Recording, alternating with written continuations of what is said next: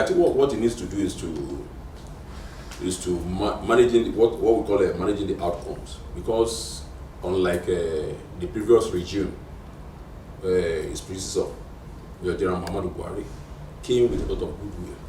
In fact, after his election, the president then, Goodluck Ebele Jonathan, even considered, even before the final announcement, so no litigation, nothing, no controversy around this thing.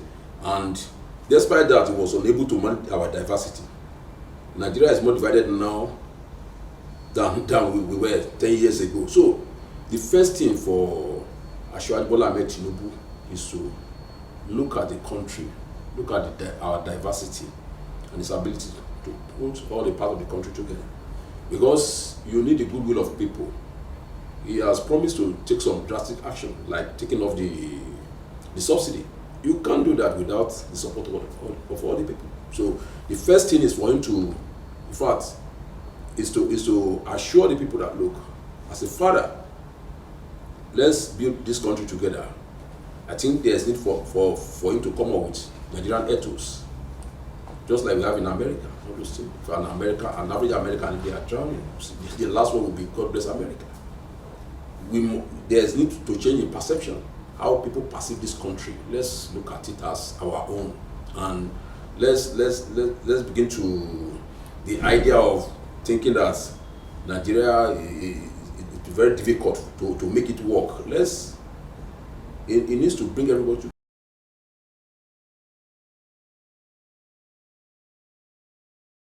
More coverage of I don't think it will detract anything from the outcome. With the judges of the Supreme Court, the ball is in their court, and so many things are at stake. And I think the promise, the Chief Justice of the Court of the Federation, Victor Oriola, has promised that they will do justice, and let's give them the benefit of the doubt. Let's wait for the outcome of their decision.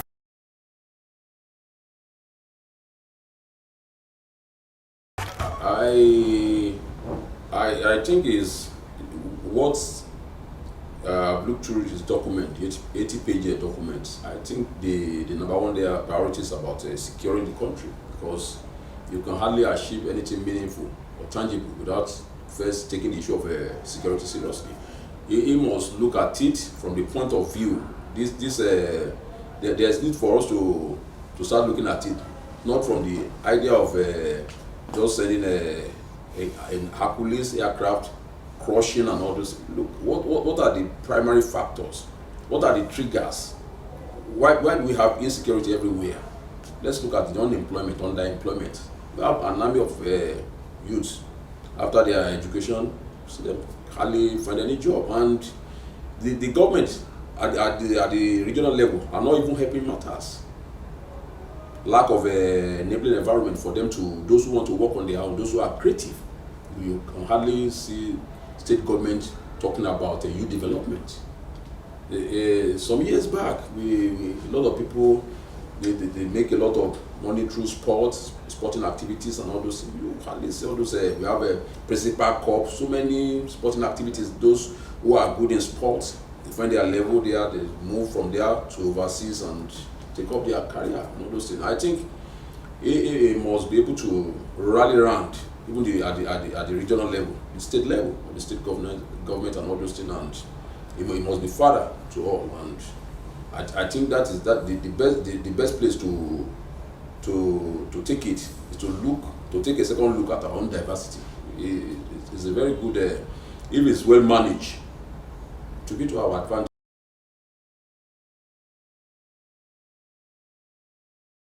There was a particular American president who ruled on it, was on a wheelchair, through the better part of his administration, and he did very well.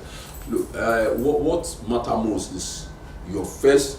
You see, when you are starting a regime or an administration, the first, even your statement, what you are starting with, even the choice of your cabinet, those who will work with you, they matter most. Because if you are picking the same set of people, those who have this issue of maybe corruption around them, some other some other issues, unresolved issues around them. If you are picking all those people to be your ministers, and because you need the buy-in of the people first. The people must have confidence in those people that you are choosing as your lieutenant, as your cabinet member to work with you.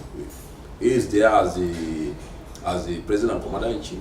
You have minister, you have those in charge of finance, in charge of economy, budget and planning, defense, and what have you. Your ability to pull together, because we are not lacking in human resources. We have more than enough. We have our people doing well all over the country, and his ability to at least to head hunt, to go for the best. Because this time around, the issue of party loyalty and some other things must take a back seat. The level we are now is like someone that is already down completely. What you need to do is to put everything together so that what we need now is a quantum leap. The issue of incremental development will not solve the problem. We have more than 20 million people out of school children. We have a country that is not fighting war. We have many IDPs, even as far as in Cameroon. So we need to bring all these people back together. Most of those people who cannot even go to their farm again. If you want to talk of self-sufficiency in food, especially rice, yams, and water, you need people to be on their farms. For them to be on their farm, you need security. You need to secure the country. Without securing the country, how do you? In most of the northern part of the country, people pay the bandits to go to their farm. They pay them also to go on to harvest. How do you explain that? I think there's need for us to at least to reduce the insecurity to at least to a barest minimum, for people at least to be able to go to their farm and have the confidence to go and farm and come back.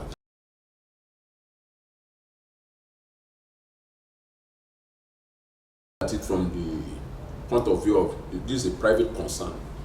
Dangote Petrochemical, if you are taking a facility of $18.5 billion, you must think of how to repay. And any private concern is about profit maximization anyway. They are not. It's not running a charity organization. It's for profit making, and you must repay your loans. So it will solve. If you talk of maybe what we consume,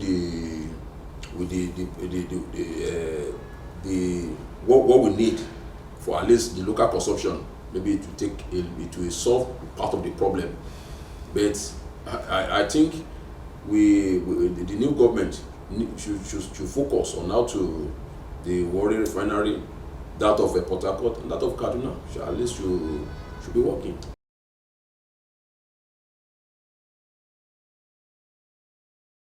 It will be from fry pan to fire, because the man that is coming will try as much as possible to stabilize the economy.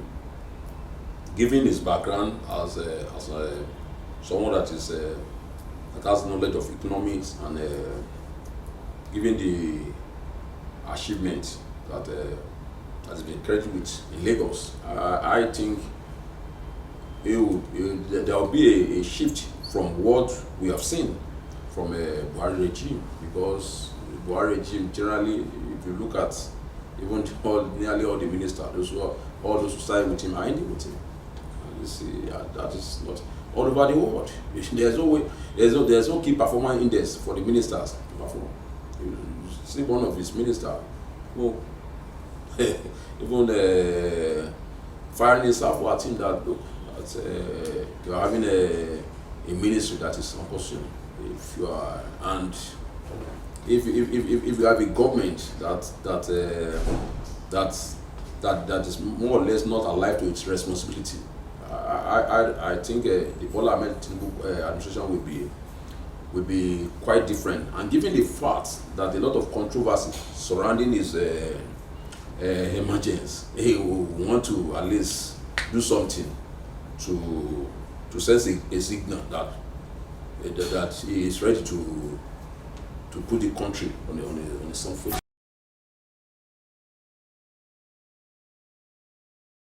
I think what we need to do the people also need to play their own parts. We've taken the back seat for so long, and we've not been able to be part of the government, like tracking the government. Every year in, year out, they release their budgets. Let's begin to track them. Let's look at if they promise to build a road, they promise to build bridges and some other things. Let's begin to monitor. We've not been able to do this thing. Even the few people who have been able to do it, when they even put the result, publish the result out there, people hardly take those in government up. Why are you not doing this thing? Why are you not efficient about this and some other things? I think the time has come for us to really monitor those that are representing at various levels, even at the local government, the councillor, the chairman, the House of Assembly, the House of Representatives, the governors. There should be a kind of a review of what they are doing so that we get the best from them.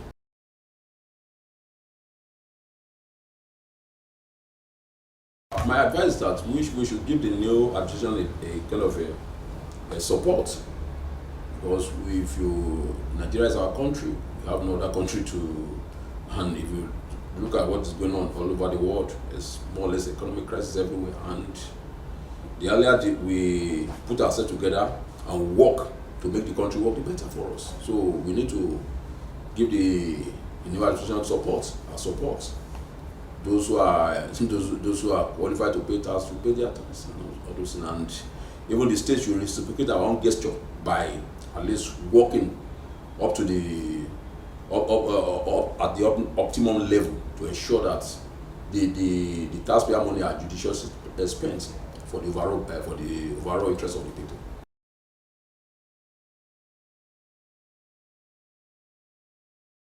If you look at it, unfortunately, the Yar'Adua administration suffered kind of ill health that prevented him from giving his best. The peace that is being enjoyed today at Niger Delta, it was Yar'Adua that started it. The amnesty to the militants and all those things. And when he came in 2007, he came in with even when the constitution did not ask you to do it publicly, it declares as a publicly. He had nothing to hide. And again, when he announced to the whole world, people were shocked that the election that brought him in was flawed, and he set up the UA's panel to look at our electoral system, how to make it to come up with a recommendation. And his successor, Goodluck Ebele Jonathan, followed part of this recommendation, because the former INEC chairman Jega was appointed without, I don't think the man who appointed him has ever even met him, even before the appointment. That's how it should be if you want the best for your country. The late Yar'Adua, may God bless his soul, I think is far ahead of the man who succeeded him, Ebele Jonathan and Muhammadu Buhari. In terms of his policy, it was clear about his policies. He never shied away from calling a spade a spade. And for instance, for a man to own up that, look, the election that brought me was badly flawed. I need that he needs to do something about it, and he started it. The amnesty in the Niger Delta that restored the peace that we enjoyed. Under his time, Nigeria was doing 1.8 million to the meeting our output quota. Today, I think the CBN governor raised an alarm. Part of his alarm was that, look, that what we are doing now has reduced to about 1.1 million per day. And when we have a pet quota of close to 2.5 million, we are doing maybe just above half.